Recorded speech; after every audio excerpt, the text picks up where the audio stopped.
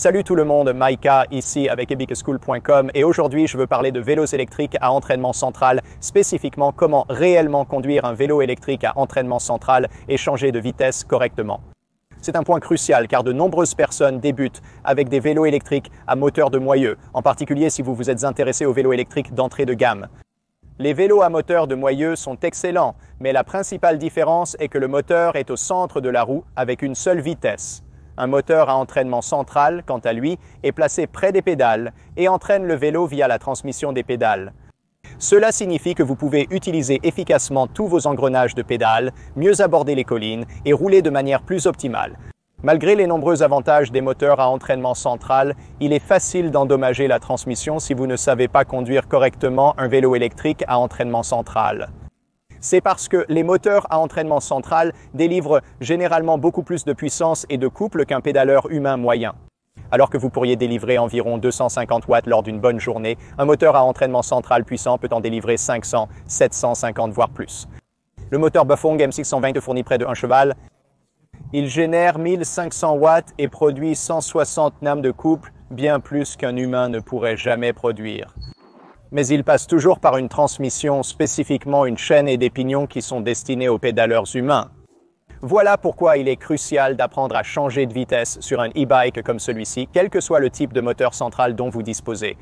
Maintenant, tout le nom du jeu est vraiment le résumé de comment utiliser correctement un moteur à entraînement central et simplement de garder ce moteur électrique en rotation rapide.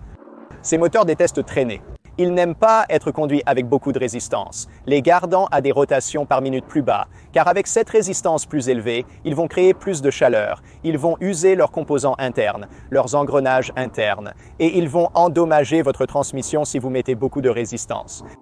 Par exemple, si vous gardez constamment le vélo sur le plus petit pignon en essayant de rouler vite, voyez, vous pouvez utiliser le plus petit pignon, mais il est vraiment destiné à être utilisé lorsque vous êtes déjà à grande vitesse. La plus grande erreur que beaucoup font est de laisser leur transmission intermédiaire avec le pignon dans la vitesse la plus élevée, le plus petit pignon ici. Quand vous démarrez à l'arrêt dans la vitesse la plus élevée, vous entendrez le moteur forcer. Vous pourriez même entendre votre chaîne claquer. Ces sons indiquent que vous commettez une grave erreur. Donc, pour commencer un arrêt, ce que vous voulez vraiment faire, c'est être dans un plus grand pignon à l'arrière ici. Lorsque vous vous arrêtez par exemple à un feu rouge, assurez-vous de rétrograder en ralentissant. Vous n'avez pas besoin de descendre jusqu'au premier rapport. En général, le premier rapport est seulement utile pour gravir une côte très raide. Mais si vous descendez en deuxième ou troisième vitesse, lorsque vous redémarrerez, votre moteur tournera plus vite et sera bien plus heureux. Cela signifie également qu'il y aura moins de résistance sur le moteur, donc il y aura moins d'usure sur les engrenages à l'intérieur du moteur, moins d'usure sur la chaîne et sur les engrenages ou les pignons à l'arrière, ici sur la roue arrière, pour la même raison que vous ne démarreriez pas une voiture à transmission manuelle ou une moto en 4e ou 5e vitesse. Vous ne voulez pas démarrer votre vélo en vitesse supérieure, vous voulez rétrograder afin de démarrer en vitesse inférieure et cela rendra votre transmission beaucoup plus heureuse. Maintenant, lorsque vous commencez à prendre de la vitesse, c'est à ce moment que vous pouvez commencer à passer aux vitesses supérieures.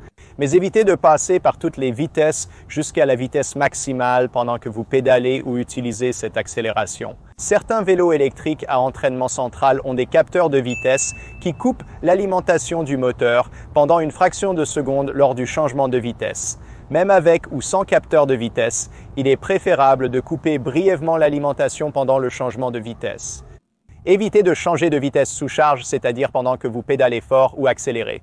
Ne passez pas simultanément les vitesses pendant que la chaîne saute de pignon en pignon.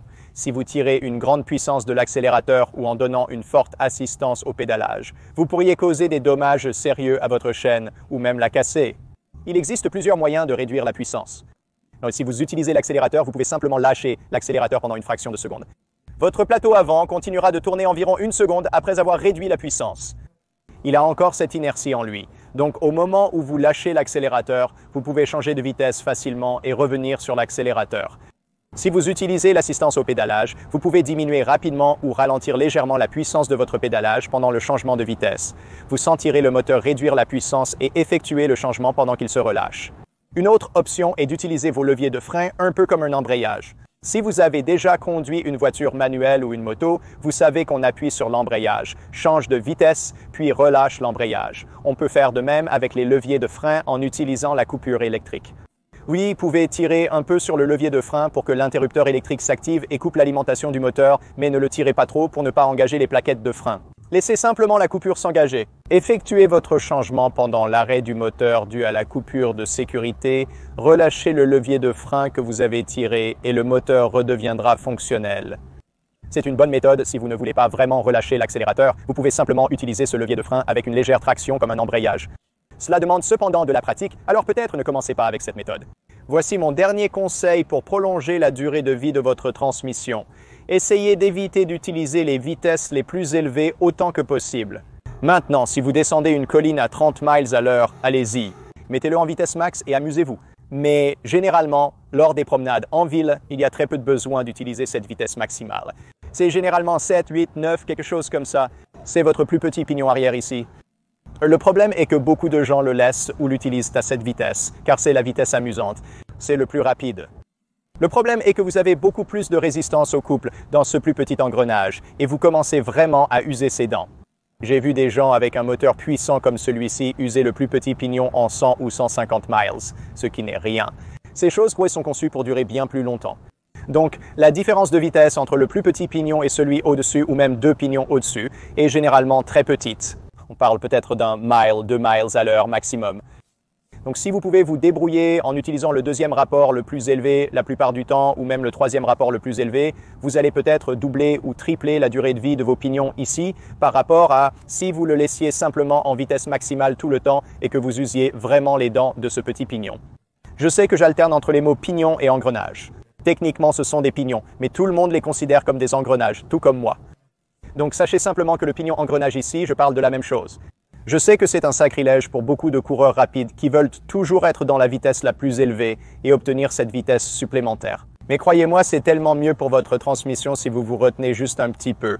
Au lieu d'aller à 28 miles par heure, optez pour 26,5 ou 27 dans votre avant-dernière vitesse. Votre transmission durera plus longtemps et votre moteur sera plus heureux. C'est particulièrement vrai si vous accélérez. Avec l'assistance au pédalage, vous fournissez moins de puissance, le moteur vous aide un peu, vous n'avez pas la même impulsion lorsque vous accélérez.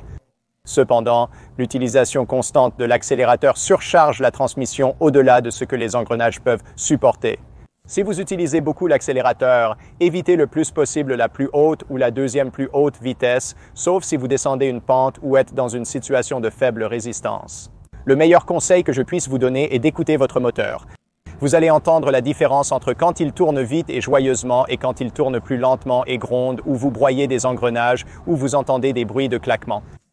Tout ce qui ne sonne pas bien n'est pas bon.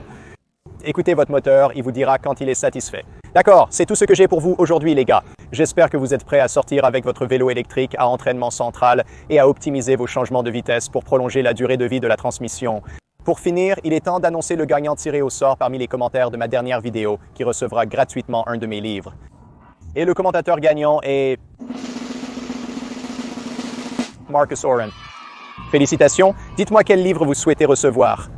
Choisissez parmi Do It Yourself, Lithium Batteries, Do It Yourself, Solar Power, le Ultimate Do It Yourself e-Bike Guide ou The Electric Bike Manifesto. Pour tenter de gagner un livre, laissez un commentaire ci-dessous. Le gagnant sera sélectionné au hasard à la fin de ma prochaine vidéo.